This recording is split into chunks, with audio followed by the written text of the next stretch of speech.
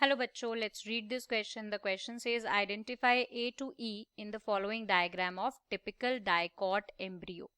तो यहाँ पर हमें एक डायग्राम दिया हुआ है. ये डायग्राम हमारा किस चीज़ का है? टिपिकल डायकॉट का ये एक डायग्राम हमें यहाँ पर गिवन है, जहाँ पर जो लेबलिंग है वो ए से लेकर ई तक की गई है और हमें यहाँ पर इस लेबलिंग के बारे में बताना है कि क्या ए और ई तक के अल्फाबेट किस चीज़ को डिनोट कर रहे हैं.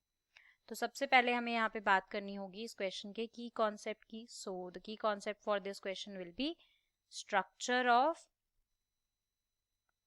Dicot embryo. सो डायकॉट एम्ब्रियो के स्ट्रक्चर पर ये क्वेश्चन है. अब देखो, एम्ब्रियो के स्ट्रक्चर के बारे में हमें क्या पता है कि एम्ब्रियो जो है बेसिकली माइक्रोपाइलर एंड से डेवलप होता है, राइट, एम्ब्रियो सैक में. तो जो जाइगोट है वो हमारा सबसे पहले प्रोएम्ब्रियो बनाता है, राइट. देन हमारा प्रोएम्ब्रियो के बाद ग्लोबुलर बनता है, देन हार्ट शेप वाला बनता है, देन हमारा मैच्योर एम्ब्रियो बनता है. अब एक टिपिकल डाइकॉट एम्ब्रियो के पास एम्ब्रियोनल एक्सिस होती है, राइट. एम्ब्रियोनल एक्सिस होती है. अब ये जो एक्सिस है ये हमारी सबसे पहले यहाँ से शुरू करते हैं.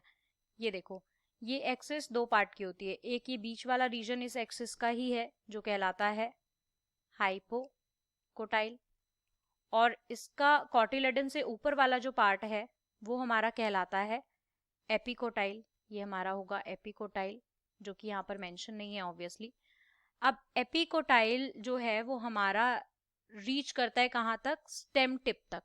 स्टेम टिप क्या होती है? अब देखो, एपिकोटाइल जो है वो स्टेम टिप तक जाता है. स्टेम टिप कहूं, शूट टिप कहूं, या फिर मैं कहूं प्लिम्यूल, एक ही बात है, राइट. अब यहां पर देखो, ये जो दो हैं ये क्या हैं? ये हमारे हैं कॉटिलेडन्स, क्योंकि डाइकॉट है तो दो कॉटिलेडन्स है. इसके बाद यहाँ पर देखने वाली बात ये है कि ये जो नीचे वाला हिस्सा है ये हमारा है रेडिकल, और रेडिकल के ऊपर ये हमारी रूट कैप होती है, राइट. तो एम्ब्रियोनल एक्सिस हमें समझ में आई, जिसके अंदर एक पार्ट है दैट इज हाइपोकोटाइल, जो हमें यहाँ पर मेंशन है सी पर.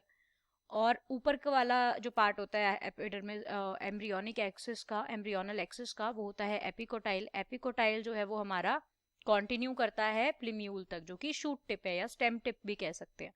और हाइपोकोटाइल हमारा चलता है रूट टिप तक, यानी कि रेडिकल तक. रेडिकल हमारा क्या है? इसको हम रूट टिप भी कह सकते हैं, जिस पर कैप लगी हुई है. तो अब अकॉर्डिंगली अगर मैं यहाँ देखूं तो ए हमारा यहाँ पर कॉटिलेडन दिखा रखा है, बट की ए तो हमारा प्लम्यूल है. सो ये इनकरेक्ट हो जाएगा, ये भी इनकरेक्ट हो जाएगा, ये भी इनकरेक्ट हो जाएगा. बी हमारे कॉटिलेडन्स है, सी हाइपोकोटाइल है, देन डी रेडिकल है, एंड ई हमारा रूट कैप है. So according to this the correct answer for this question will be option D.